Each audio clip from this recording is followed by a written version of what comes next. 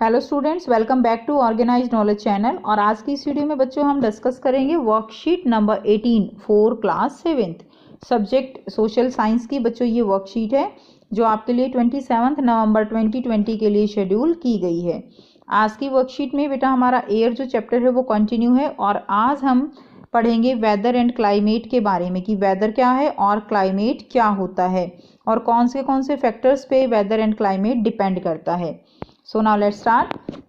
What is weather? Weather के बारे में सभी बच्चे जानते हैं। वेदर क्या होता है? मौसम, ठीक है ना, जो बदलता रहता है। Weather is atmospheric condition specific place at a given point of time. तो हर एक पॉइंट पे, एक पर्टिकुलर टाइम पे क्या है कि वेदर जो है वो एक एटमॉस्फेरिक कंडीशन है। कई बार आपने देखा है कि कहीं पे बारिश हो रही होती है, कहीं धूप निकल रही होती है, तो यानी ये वेदर जो है वो बहुत स्पीडली चेंज होता है। क्लाइमेट देखिए, climate is average weather condition of a place for a longer period of time. जो क्लाइमेट है बेटा वो लॉन्गर पीरियड ऑफ टाइम तक सेम रहती है और एवरेज कंडीशन है ये वेदर की, यानी जो जैसा वेदर जो है रहता है किसी एक पर्टिकुलर प्लेस पे, वहाँ के अकॉर्डिंग उसके एवरेज निकाल के क्लाइमेट निकाली जाती है, ठीक है। यानी सिंपल जो है आप ये याद रखेंगे कि जो क्लाइमेट है वो एवरेज वेदर कंडीशन है और लॉन्गर पीरियड ऑफ टाइम तक ये रहती है। It can be change at any moment. Weather है बेटा किसी भी मोमेंट पे चेंज हो सकता है। क्लाइमेट जो है ये इतनी जल्दी चेंज नहीं होती। Climate is what you expect over a long time. तो लॉन्ग टाइम तक क्लाइमेट सेम रहती है, अप्रॉक्सीमेटली 25 ईयर्स और more. Weather change within a short time. Weather जो है बहुत शॉर्ट टाइम में चेंज हो सकता है। The overall changes and variation of a climate are very stable and may take decade to occur. तो बेटा जो क्लाइमेट है वो जो है ओवरऑल चेंज होने में उसको बहुत टाइम लग जाता है क्लाइमेट को। एग्जाम्पल दिया गया है, it is sunny and may be raining a moment later. अभी धूप निकली हुई है, थोड़ी देर में बारिश भी शुरू हो सकती है, ठीक है। तो ये क्या है? ये वेदर का एग्जाम्पल है।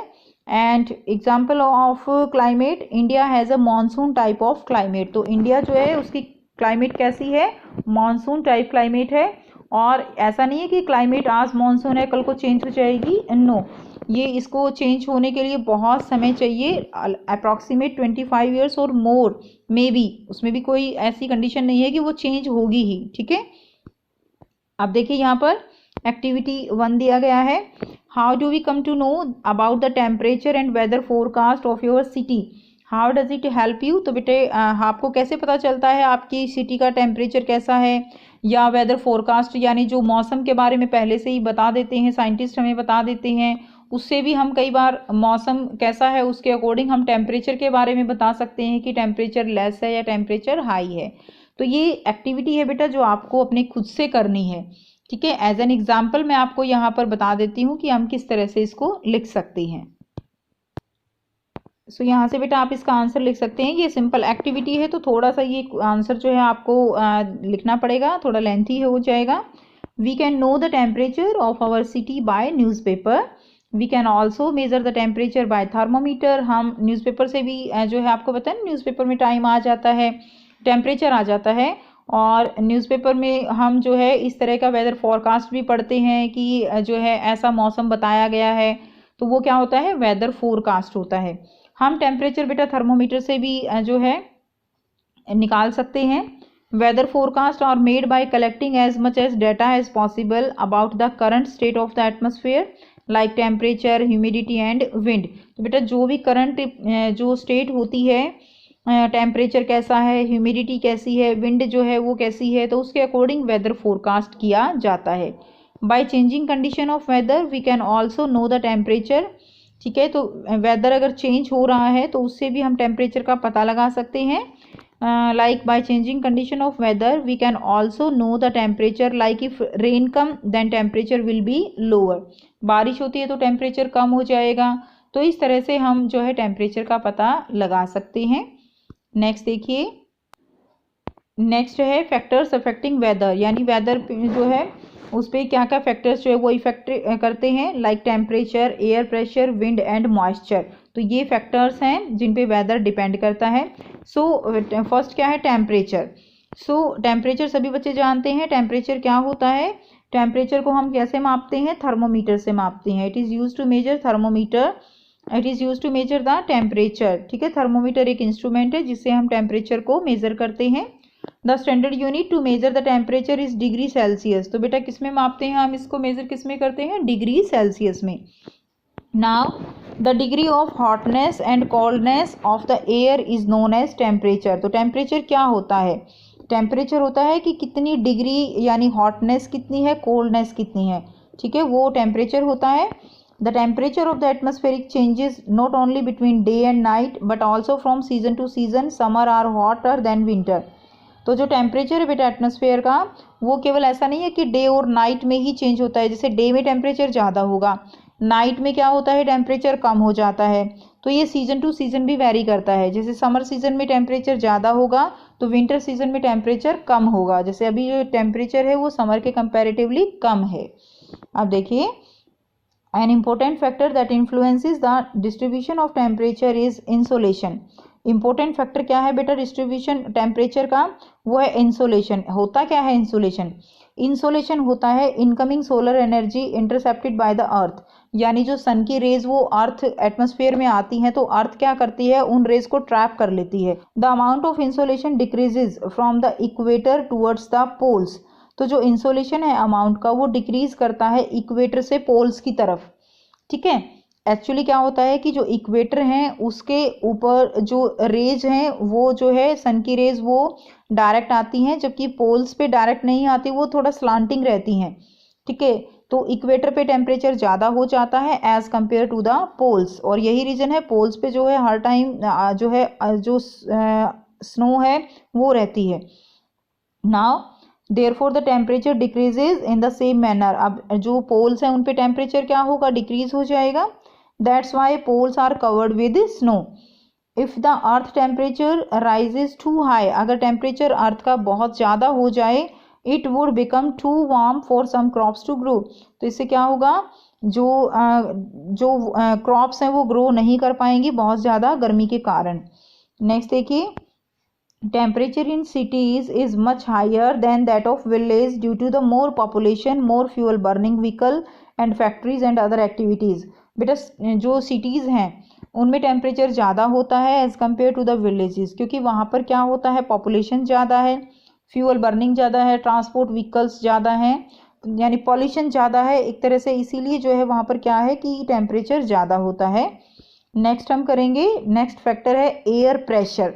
यानी एयर प्रेशर जो है वो किस तरह से, एयर प्रेशर कैसे अफेक्ट करता है वेदर को? तो देखिए, एयर प्रेशर को जो मेज़र करने के लिए इंस्ट्रूमेंट है उसको हम क्या कहते हैं? Barometer. Okay, it is use to measure the air pressure. तो इससे हम एयर प्रेशर को मेज़र करते हैं। ये इंस्ट्रूमेंट दिखाया गया है। नाउ एयर प्रेशर क्या होता है? Air pressure is defined as the pressure exerted by the weight of air on the earth surface. तो बेटा जो एयर का वेट है अर्थ सरफेस पे, वो वेट जो है एक प्रेशर क्रिएट करता है जिसको हम क्या कहते हैं? एयर प्रेशर कहते हैं। Okay, the air pressure is highest at sea level and decreases with height. तो सी लेवल पे जो एयर का प्रेशर है, यानी सी लेवल पे क्या है कि जो पानी होता है वो वाटर वेपर्स जो वहाँ ज़्यादा होते हैं, इसलिए एयर के अंदर प्रेशर बढ़ जाता है, जिसके कारण वहाँ पर प्रेशर जो है वो सी लेवल पे ज़्यादा होता है। और जैसे जैसे हम हाई जाते हैं यानी एल्टीट्यूड यानी हाई ऊपर की तरफ जाते हैं तो एयर प्रेशर कम होता चला जाता है। As the pressure decreases the amount of oxygen available to breathe also decreases. अब अगर प्रेशर कम होगा यानी एयर जो है वो कम होती चली जाती है, जिसके कारण ऑक्सीजन लेवल भी कम हो जाएगा। अब अगर ऊपर जाते हैं तो उससे क्या होगा कि ऑक्सीजन लेवल कम हो जाएगा तो हम बीमार भी हो सकते हैं और हमारी डेथ भी हो सकती है। इसीलिए बेटा जो माउंटेनियर्स हैं वो क्या करते हैं? जो ऑक्सीजन सिलेंडर हैं वो अपने साथ लेकर जाते हैं। अब इसको पढ़ लेते हैं।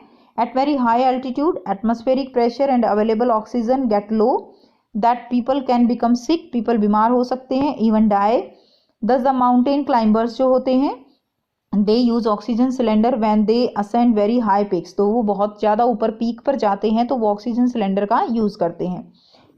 Horizontally, the distribution of air pressure is influenced by temperature of air at a given place.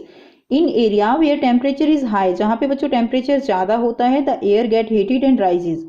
अब जहाँ पे टेम्परेचर ज़्यादा होगा उस एरिया में वो एयर जो है वो क्या हो जाएगी, वो गर्म हो जाएगी और ऊपर की तरफ उठ जाएगी, ठीक है।